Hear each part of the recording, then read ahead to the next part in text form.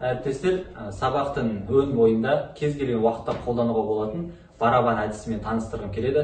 Барабан әдісін жасау үшін бізде WordWall платформасы керек. Сол арқылы біз барабан жасап, оқушылардың аттарын соның ішіне жазып қоямыз. Яғни барабанды айналдыру арқылы бізге оқушылардың аттары түседі. Сол түскен оқушыдан үй тапсырмасын сұрауға болады, немесе сабақ үстінде миға шабуылға қойылған сұрақты сұрауға болады. Одан кейін қай оқушы жауап береді деген кезде де оқушыны түсіп, сол оқушыны таңдап, сол оқушы жауап бергеннен кейін оқушыны алып тастаймыз да келесі сұрақтарды ары қарай жалғастыра береміз. Бұл бағдарламаны қалай қолданылатынын көргеніңіз кезде видеоның аяғына дейін көрсеңіздер, сол жақта бұл барабанды қалай құрғанымыз көрсетілетін болады. Түсінген сол кезде. Бізде түсті әдемі. Әдемі.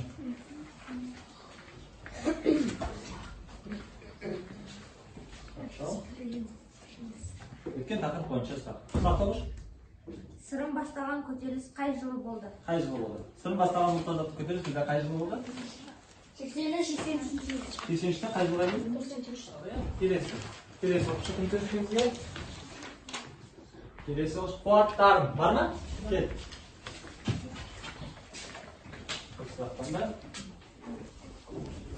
Сұрақты оқы. Сырым бастаған көтеріліс қай аймақта болды? Сырым бастаған көтеріліс қай аймақта болды? Қазақстанның қай бөлігінде болды сырымдату бастаған көтеріліс? Қай жерде? Батыс Қазақстан жерінде. Жақсы, молодец. Келесі.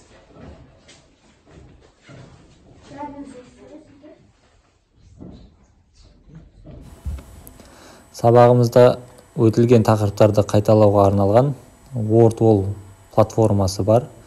Сол WordWall платформасын қолдану үшін біз Google-ға WordWall деп жазамыз, және де соның ішіне кіргеннен кейін өзімізге платформада жаңағындай барабан әдісі арқылы үй тапсырмасын сұрау үшін қолданамыз. Яғни біз сабақта қолдандық бұл барабанды.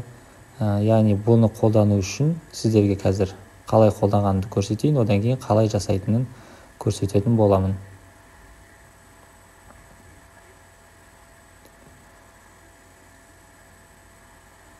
Бұл случайное колесо деп аталады. Яғни оның ішіне кіргеннен кейін біз раскрутить его дегенді басамыз. Яғни барабан айналады. Айналған кезде оқушыға түседі. Сол оқушы сұрақтарға жауап беретін болады. Яғни үй тапсырмасына байланысты немесе сабақта қойылған сұрақтарға байланысты. Одан кейін ол оқушыны устранить деп алып тастаймыз да қайтадан раскрутить етеміз. Яғни ол оқушы келесі сұраққа уже түспейді. Келесі оқушы түседі, одан кейін оны да устранить етіп, сөйтіп сабаққа бүкіл оқушыны қатыстыра беруге болады. Яғни әр сұраққа жауап берген оқушы бұл жақтан алынып тасталынады. Одан кейін енді біз осындай колесоны, яғни барабан әдісін қолдану үшін келесі қадамдар жасаймыз. Яғни создать задание деген бар, соны басамыз. Соның ішінде бізде викторина, случайное колесо, сопоставить, одан кейін сондай сияқты анаграмма және де көптеген түрлері кездеседі. Бұл жерде тағы да көріп тұрғаныңыз самолет дегені бар. Бұл самолеттің ішінде, яғни самолет ұшып келе жатады да сұрақ жазылып тұрады. Сол сұраққа байланысты самолет қай сұрақтың жауабы дұрыс, қай дұрыс жауап соған барып соғылады.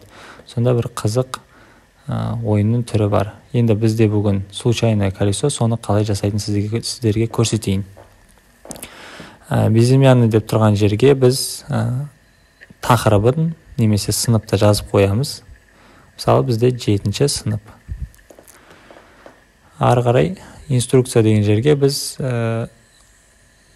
жаза береміз. Мысалы бұл жаққа оқушының аттары жазылады, немесе берілетін сұрақтар жазылады.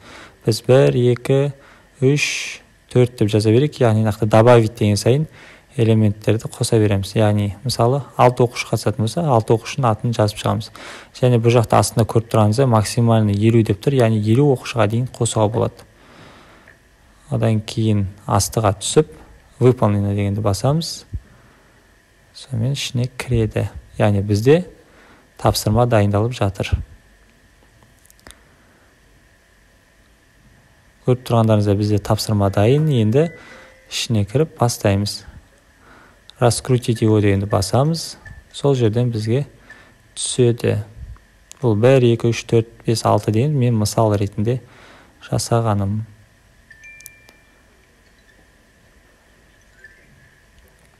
Енді көріп тұрсаңыздар, мына жақта шаблондар бар. Соның ішінде әртүрлі түрлер кеседі. Яғни біз бұл тапсырманы тек қана бір түрде емес, басқа да түрде жасауымызға болады. Мысалы, карта арқылы.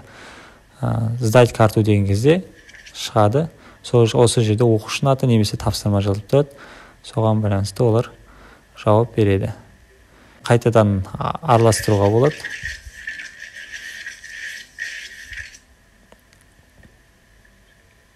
Қайтадан сдать карту дейміз. Сол кезде картадан шығады. Енді бұның одан да басқа түрлері бар.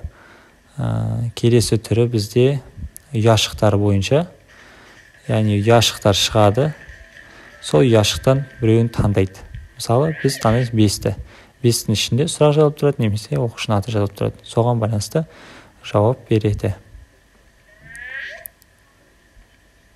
Өйстіп кезек-кезек аша береміз. Яғни сыныпта 20 оқушы болатын болса, 20 оқушыны өйстіп жасап қойсаңыздар, сабақтың аяғына дейін бүгінгі сабақта жауап берген оқушылар шығады. Яғни одан да басқа бізде шаблондар кездеседі. Бір тапсырмадан кез келген шаблонда қолдана беруге болады.